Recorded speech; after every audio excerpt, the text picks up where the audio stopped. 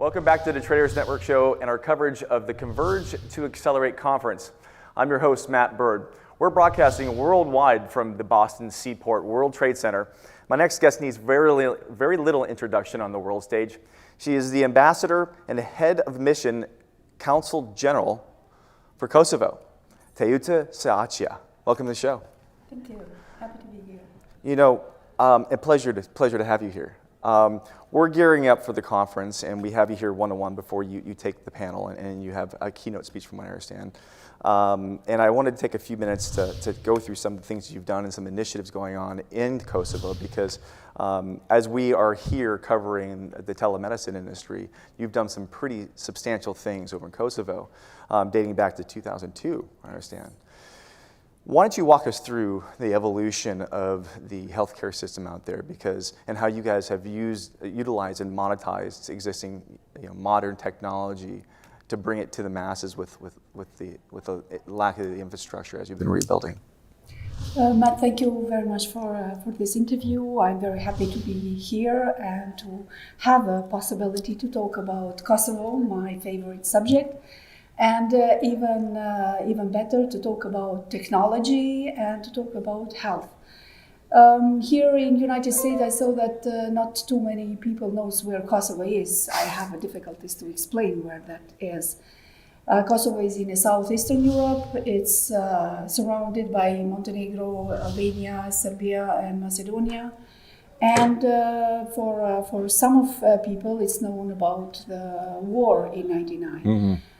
Kosovo of war and Kosovo today are completely different things. But before talking to today's Kosovo, I have to tell about 90s, where Kosovo was passing through very difficult times, where education system and healthcare system was emptied by Albanians, who are majority of population in Kosovo. So during 90s, Albanian ethnicity physicians and nurses was excluded from medical system, excluded from modern and advanced procedures, and they immediately became jobless people. During the '99, during the war, when Serbia withdrew from Kosovo, with that withdrawal, in fact, they took the medical equipment, and our medical system was severely destroyed.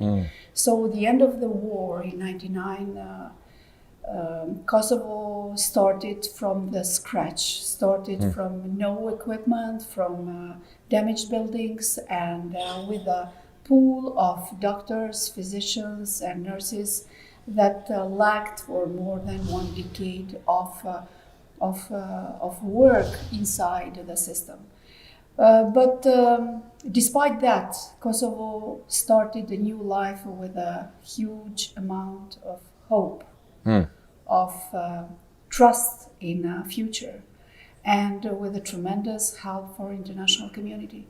And I cannot not thank the United States of being our main ally for liberation and for reconstruction of Kosovo. While talking about Kosovo and the time of not existing system, I have to mention initiation and creation of Kosovo's telemedicine center of Kosovo.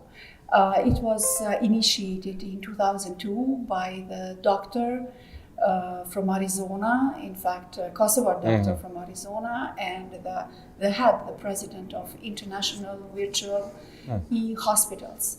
So that started first in Kosovo, then started in Pristina, spread around Kosovo. Now it has 6 centers around Kosovo.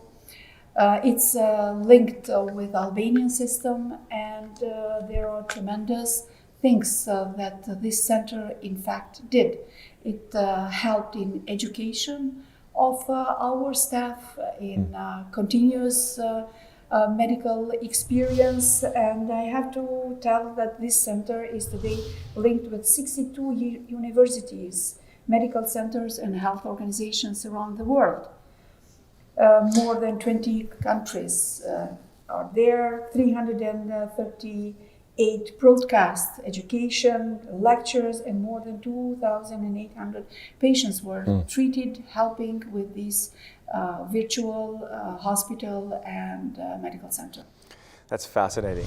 So, as we're here for a MedTech conference, connectivity in order to make these things happen is really important, Yes. right? You found a way to connect people with the need for care with people who have a dial-up interconnect connection. Can you tell us a little bit about that process and how connectivity plays an important role in this? Connectivity in 21st century is, I think, something that cannot be even discussed. It is a need. In fact, without connectivity, I cannot even imagine how it functions today. So when we are talking about connectivity, I have to mention that Kosovo is one of countries that are very advanced in ICT. Per capita, it has the biggest number of engineers, of educated people. Is that right? Who are educated and certified in most renowned world certification like Cisco and Juniper and telecom and networking. And as a country, I think that after the war, we made really good decisions of spreading internet infrastructure all over Kosovo. Today, Kosovo has more than 88% of total territory and families who are connected with a broadband internet. Wow. And it's not only the best in the region, but it's comparable and more higher advanced in European Union. Making Kosovo very good connected and having not only infrastructure but also people who are advanced in technology. Kosovo is a country that more than half of population is younger than 30 years old, and speaking of 3, 4, 5, 6 languages is something very common. I speak only 6 languages. And English is very widely spread. Wherever you go, everything is in English also. And German and Italian and Spanish are also very frequently spoken. So making this composition of IT education and IT infrastructure and health and connectivity, you see that Kosovo is really the country that promise a lot. And I want to use this opportunity also to call for businesses, for organizations to come to Kosovo. Kosovo is a very fertile ground for new businesses. It's in the middle of Europe, connected through infrastructure, not only with the best roads in the region, but also with IT infrastructure. I've toured through, working with the United Nations, I've toured through Eastern Europe. I've been to Azerbaijan and Baku and Turkey and Kazakhstan and most of that region. And the one thing I've noticed is connectivity is probably the backbone of economic development right now. Yes. Tell me a bit about how telemedicine and your initiatives are helping the general economic development and job creation in Kosovo, and where's it all going? What's next? Yes. When I was mentioning the IT is in fact becoming a very important part of our economy. I have to mention that during this year, myself and my mission organized a visit of American businesses to Kosovo. And from 5 businesses, 4 of them already have their branches in Kosovo. It was in March. The visit was in March, and from the March to today, there are 4 of them who already have, and the 5th is coming with very big other businesses, identifying Kosovo really as a part of a broad connection, not only with Kosovo but also with Albania, with Southeastern Europe, and direct connection to European Union. That's why having a business in Kosovo, having the health facilities or organizations that work, or doctors coming to Kosovo, means finding the fertile ground, the good connections, and helping Kosovo also to strive with economic development, to help the job creation and to link Kosovo with Europe and with United States of America. Well, I think there's no question you're making your impact on the economic development side. You found it very innovative and beneficial. Congrats to you. We got to cut to commercial break in a minute. We have time for one more question. We're here at the conference. Yes. You're speaking today. Yes. Tell us a little about what you're talking about and what do you hope to take away from today?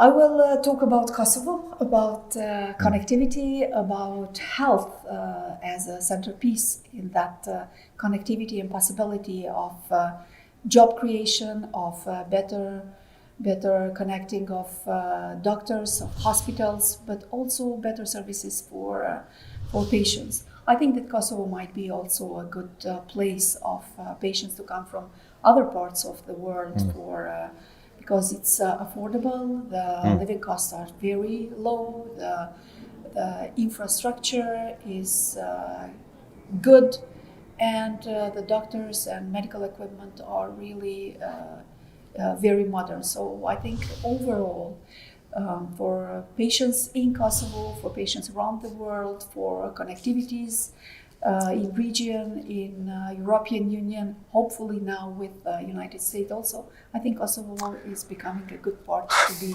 there. I'm looking forward to seeing it develop, and I hope to have you back on the show sometime. Thank you. The Ambassador of Kosovo, everybody. I'm Matt Bird, your host. We're cutting to commercial break. We'll be right back with our continued coverage of the Converge, the Conv2X conference. Don't go away. You're not going to want to miss our next guest. The 2019 Converge to Accelerate conference is brought to you by IEEE, the world's largest technical professional organization for the advancement of technology. Boehringer Ingelheim, passionately working to improve healthcare. NASCO, advancing digital health together. IPSI US, the Association of Independent Workers, for one, for all.